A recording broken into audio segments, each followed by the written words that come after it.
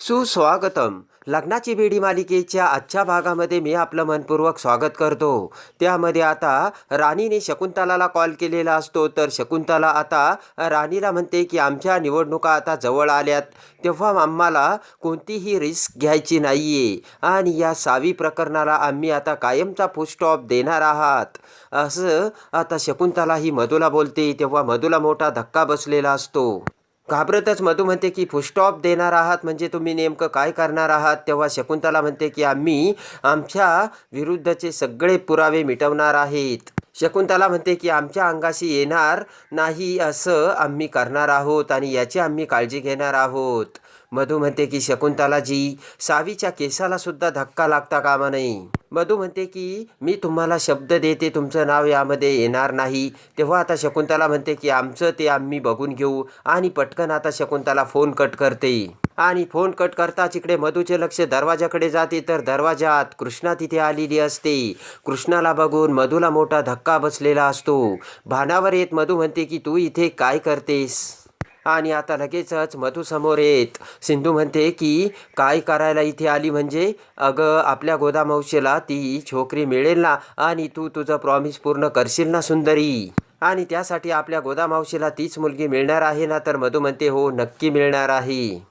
तर आता सिंधू म्हणते की आपल्या वेडिंगच्या अगोदर ती छोकरी आपल्या गोदामावशीकडे यायला हवी, नाही तर. तेव्हा आता घाबरतच मधू म्हणते की नाहीतर काय. सिंधू म्हणते की नाहीतर काय, तुला चांगलंच ठाऊक आहे सुंदरी.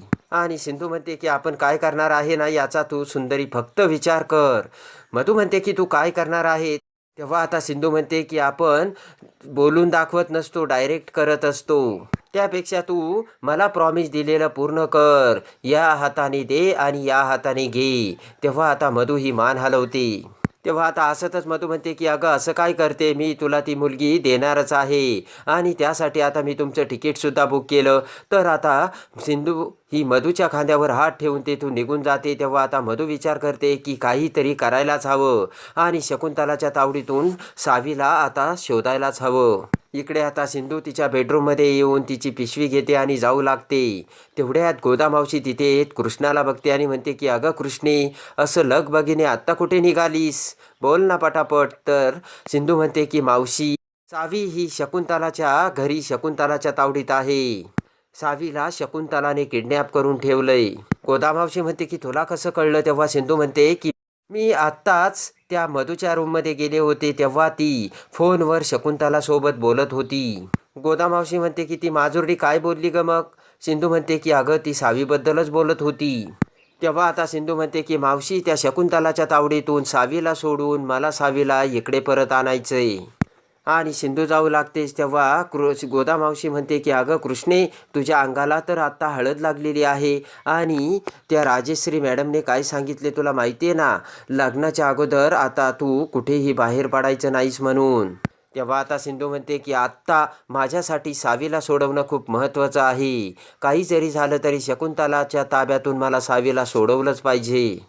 गोदामावशी म्हणते की अगं कृष्णे, असं काय करतेस, बाहेर तो पोलीसवाला आता पूजेला बसलाय, तुला कोणत्याही क्षणी तिकडे बोलवायला येतील. तेव्हा आता विचार करून सिंधू ही तिच्या बॅगमधील मोबाईल काढते. गोदामावशी म्हणते की आता काय करतेस. आणि आता इकडे पटकन आता पिंकीचा नंबर डायल करून सिंधू ही पिंकीला फोन लावते. इकडे आता हॉलमध्ये गुरुजी हे राघव, राजेश्री आणि रत्नाकर सोबत आता लग्नाची सगळे विधी पूर्ण करत असतात आणि आता त्यासाठी पूजा चाललेली असते. आणि आता गुरुजी मंत्र म्हणून अखेर रत्नाकरला उदक सोडवायला सांगतात आणि आता राघवसुद्धा त्यांच्या शेजारीच बसलेला असतो. आता सगळेजण हात जोडून आता गुरुजींसमोर उभे असतात. तर आता गुरुजी हे मंत्र म्हणत असतात. पूजा संपताच इकडे राजेश्री गोदामावशीला म्हणते की अगं सिंधूचं आवरलं की नाही. तर गोदामावशी म्हणते की ती आवरतेच ना. राजेश्री म्हणते की मला एक सांग ना, शकू आत्या लग्नाला येणार आहे की नाही. तेव्हा आता गोदामावशी म्हणते की नाही, त्यांना जमणार नाही. गोदामावशी म्हणते की त्यांची तब्येत ठीक नाही आहे. तेव्हा आता राजेश्री म्हणते की मग आता सिंधू बरोबर पूजेला कोण बसणार. गोदामावशी म्हणते की आता तुम्हीच सांगा. तर आता राजेश्री म्हणते की तू एक काम कर बरं, अगोदर गोदा तू अगोदर सिंधूला घेऊन ये. तेव्हा आता गोदामावशी म्हणते की ठीक आहे. इकडे आता शकुंतलाच्या घरासमोर सिक्युरिटीचा कडक पारा असतो. 2 सिक्युरिटी आता तिथे कोणी बाहेरचं परवानगीशिवाय येऊ नये यासाठी उभे असतात. तेवढ्यात पाठीमागून सिंधू शकुंतलाच्या त्या गेटसमोर येते आणि त्या 2 सिक्युरिटीकडे बघत विचार करते की आत्ता शकुंतलाच्या घरात जाण्याचा इथूनच एक मार्ग आहे आणि या सिक्युरिटींना काहीही करून इथून घालवलं पाहिजे. तेव्हा आता शेजारीच आता सिंधू समोर एक दारूची बाटली पडलेली असते आणि लगेचच सिंधू ती दारूची बाटली आपल्या हातात घेते आणि जोराने ती दारूची बाटली त्या सिक्युरिटीच्या दिशेने झाडाकडे फेकते. तेव्हा त्या बाटलीचा आवाज होतो तर पटकन सिक्युरिटीचे लक्ष त्या पडलेल्या बाटलीकडे जाते आणि ते दोघेही सिक्युरिटी त्या बाटलीच्या दिशेने तिकडे जातात.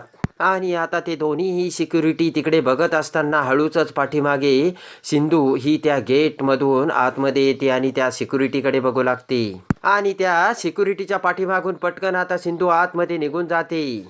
आणि आता त्या सिक्युरिटीचा डोळा चुकून सिंधू ही आता शकुंतलाच्या पाठीमागच्या आडगळीच्या खोलीत एंट्री करते आणि तेवढ्यात त्या आडगळीच्या खोलीत सावी ही खुर्चीवर बेशुद्ध अवस्थेत असल्याचे आता सिंधू बघते. आणि अखेर आता सिंधूने सावीला शोधलेले असते. इकडे आता रत्नपारख्यांच्या घरात पूजा चाललेली असते. तेव्हा आता गुरुजी मंत्र म्हणत असल्याचे बघते. तेव्हा मधू विचार करते की आत्ता असंच राघवसोबत माझं लग्न होणार आहे. आणि आता गुरुजी राघवला म्हणतात की अशा तऱ्हेने आता पूजा संपन्न झाली तेव्हा तुम्ही आईवडिलांचे आशीर्वाद घ्या. तेव्हा आता राजश्री रत्नाकर उठून उभे राहतात आणि आता राघव हा रत्नाकर आणि राजश्रीच्या पाया पडतो. तेव्हा आता राजश्री ही राघवला सुखी राहा असा आशीर्वाद देते. आणि आता तेवढ्यात गुरुजी नवरी मुलगी कुठे, नवरी मुलगीला घेऊन या असे बोलतात. तर आता गोदा मावशी आता सिंधूला डोक्यावरती पदर घेऊन आतमधून बाहेर घेऊन येते. तेवढ्यात गोदा मावशी म्हणते की ही काय आलीस. तर सगळेजण आता सिंधूकडे बघतात तर सिंधूने डोक्यावर पदर घेतलेला असतो आणि आता सगळेजण आता सिंधूकडे बघत असतात पण ती सिंधू नसून आता ती पिंकी असते आणि पिंकीने डोक्यावर पदर घेतलेला असतो. तेव्हा आता ज्या वेळेस कृष्णाने आता घरी सावीला शोधण्यासाठी जाण्याचा निर्णय घेतलेला असतो त्यावेळेस गोदामावशीने सांगितलेलं असतं की अगं कृष्णे, तुला आता बाहेर जाता येणार नाही कारण राजश्री मॅडमने काय सांगितलं, तुझं लग्न आहे आता. आणि त्यानंतर मात्र आता कृष्णाने म्हणजे सिंधूने पिंकीला फोन करून बोलावलेलं असतं आणि त्याच वेळेस पिंकी आता सिंधूची मदत करण्यासाठी रत्नपारख्यांच्या घरी आलेली असते. आणि त्यावेळेस आता सिंधूने पिंकीला कॉल केलेला असतो आणि सांगितलेलं असतं की पिंकी, मला तुझी मदत हवी आहे. तेव्हा आता पिंकी म्हणते की तू बोल सिंधू, मी काय करू तुझ्यासाठी. तेव्हा आता सिंधूने सांगितलेलं असतं की आपली सावी त्या शकुंतलाच्या तावडीत आहे. ते ऐकून आता पिंकी म्हणते की अच्छा, आणि प्रेष्टी तू बोल आता, तुला कुठे, कशी आणि काय आणि कोणती मदत करायची. तेव्हा आता सिंधूने सांगितलेलं असतं की पिंकी, आता आमच्या घरात लग्नाच्या विधीला सुरुवात झाली आणि अशा परिस्थितीत आता आई मला कधीही पूजेसाठी खाली बोलावतील आणि मी जर पूजेला बसले तर मला सावीला शोधायला शकुंतलाकडे जाता येणार नाही. सिंधू म्हणते की म्हणून मला वाटत होतं इथे तू माझ्या मदतीसाठी आली तर मला घरातून बाहेर जाता येईल. तेव्हा ते ऐकून पिंकी म्हणते की प्रेष्टी तू अगदी रिलॅक्स राहा, मी लगेचच निघते. तेव्हा आता पिंकी म्हणते की प्रेष्टी तू अजिबात काही काळजी करू नकोस, या सावीला वाचवण्यासाठी पिंकी कधी बी तयार आहे. पिंकी म्हणते की तू काही काळजी करू नको, तुझ्या घरातलं सगळं मी बघेल आणि सिंधू या कामासाठी आई अंबाबाई कायम तुझ्या पाठीशी राहून तुला मदत करील. तेव्हा तू काही बी टेन्शन घ्यायचं नाही हे ध्यानात ठेव. तर लगेचच सिंधू ही पिंकीचे आभार मानते आणि हे सगळं आता पिंकीच्या डोळ्यासमोर येते. आणि आता पिंकी डोक्यावर पदर घेऊन अखेर हॉलमध्ये पूजेसाठी आलेली असते. गोदामावशी आता पिंकीला समोर आणते तर आता गुरुजी समोर पाठ ठेवतात आणि आता पिंकी तिथे येऊन पाठावर बसणार तोच काकू पुढे पिंकीला थांबवते. तेव्हा आता राजश्री म्हणते की का थांबवलं तिला तुम्ही. तेव्हा आता काकू पिंकीला म्हणजे सिंधूला म्हणते की डोक्यावर पदर का घेतलाय. आणि आता पिंकीला मोठा धक्का बसलेला असतो आणि सगळेजण आता पिंकीकडे बघत असतात.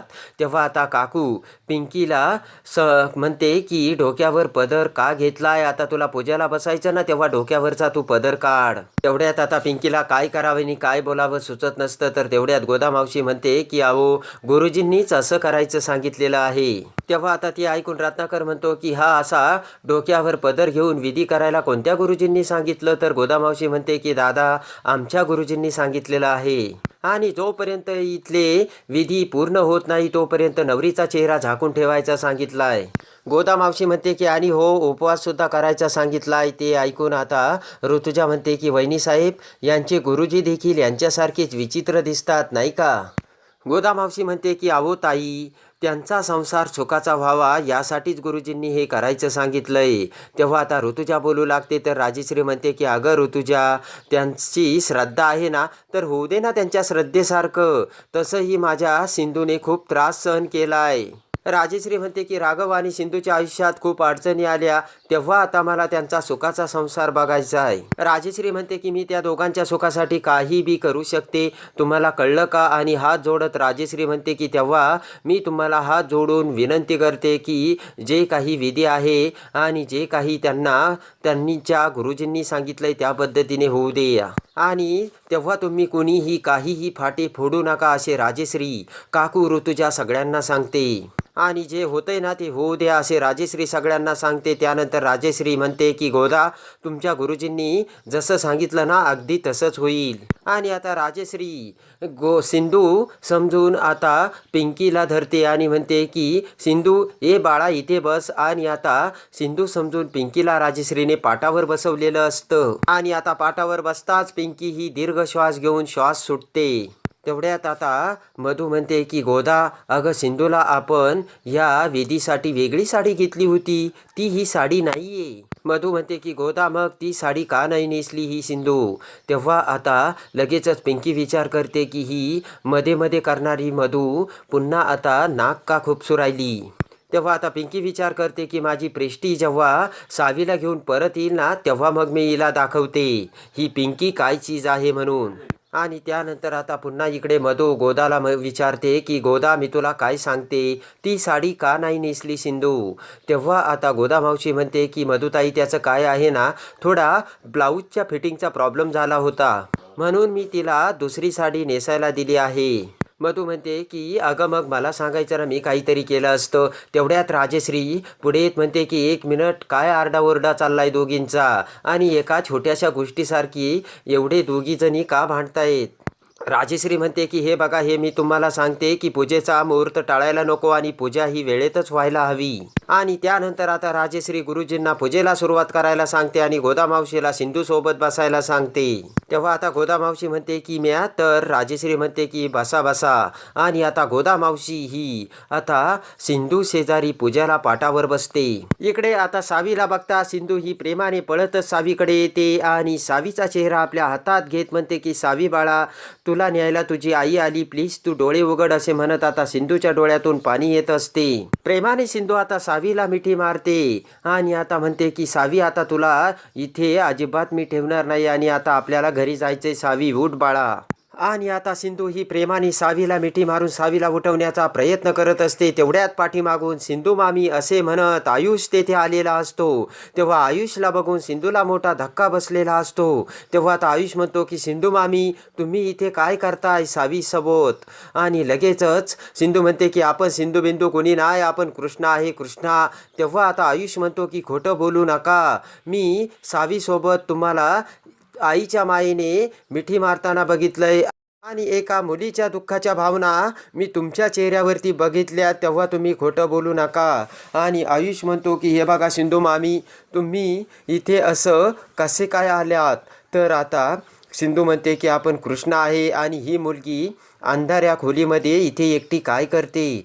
तेव्हा आयुष म्हणतो की मला अगोदर तुम्ही सांगा तुम्ही खोटं का बोलतात? तुम्ही तुमची आयडेंटिटी का लपवतात? आणि हे बघा तुम्ही जर मला खरं सांगितलं सिंधू मामी तर मी तुमची काहीतरी मदत करू शकेल कारण मी सुद्धा तुमच्या बाजूने आहे. तेव्हा आता सिंधू ही आयुषच्या डोळ्यात बघते आणि आयुषच्या डोळ्यातील तो प्रामाणिकपणा बघताच आता सिंधू ही लगेचच आयुषला म्हणते की सांगते. तर आता आयुष म्हणतो की राघव मामापासून सुद्धा तुम्ही तुमची आयडेंटिटी लपवली तेव्हा त्यामागचं कारण काय आहे? हे जर मला सगळं कळलं तरच मी तुमची मदत करू शकेल आणि तेव्हाच आपल्याला पुढे जाता येईल. तेव्हा आता लगेचच सिंधू म्हणते की सांगते, हो मी सिंधू आहे आणि हे बघ मी तुला आज जे काही सांगते ते प्लीज तू कुणाला सांगू नकोस, नाही तर आत्तापर्यंत केलेले सगळे माझे पाण्यात जाईल. तर आता लगेचच आयुष हा सिंधूला प्रॉमिस करतो आणि म्हणतो की सिंधू मामी मी तुम्हाला प्रॉमिस करतो मी कुणालाही सांगणार नाही. आणि आता इकडे गुरुजी हे पिंकी आणि राघवला पाटावर बसून मंत्र म्हणत असतात. तर आता इकडे मधू विचार करते की ही खरंच कृष्ण आहे का नाही, हिचा चेहरा मी कसं बघू. आणि त्याच वेळेस मधूच्या डोक्यात एक प्लान येतो आणि समोरच चालू असलेला फॅन आता मधू ही पिंकीकडे करते आणि पिंकीच्या पदराला हवा लागताच पिंकीचा पदर तिकडे उडू लागतो. तेव्हा पिंकी ही पदराला हातात धरते. तर आता इकडे आयुष आणि आता सिंधू ही सावीला सोडवत असताना लगेचच सिक्युरिटी गार्डला घेऊन शकुंतला तिथे आलेली असते आणि त्या खोलीमध्ये शकुंतला येताच आता शकुंतला ही कृष्णा आणि आयुषकडे बघते. तेव्हा आता शकुंतलाने सावीला सोडवताना कृष्णा आणि आयुषला बघितलेलं असतं. तर आता तिकडे पिंकीचा चेहरा आता उघडा करण्यासाठी मधूने पिंकीच्या समोर फॅन धरलेला असतो. तर आता सिंधू आणि आयुष शकुंतलाच्या तावडीतून सावीला सोडवून सावीची कशी सुटका करतात आणि आता सावीला घेऊन दबंग स्टाईलने सिंधू कशी रत्नबारक्यांच्या घरी येते. आणि तिकडे आता सावीला घेऊन येताच आता मधूच्या पापाचा हंडा फोडून मधूचे एक एक पाप राघव समोर आणून सगळी हकीकत आता सिंधू ही कशी राघवला सांगते. आणि आता सिंधू सोबत दुसऱ्यांदा दबंग स्टाईलने लग्न करून आता राघव मधूला तिच्या पापाची कोणती शिक्षा करतो हे बघण्यासाठी आणि लग्नाची बेडी मालिकेच्या डेली अपडेटसाठी बेल नोटिफिकेशनवर क्लिक करून आपल्या चॅनलला लाईक करा, सबस्क्राईब करा.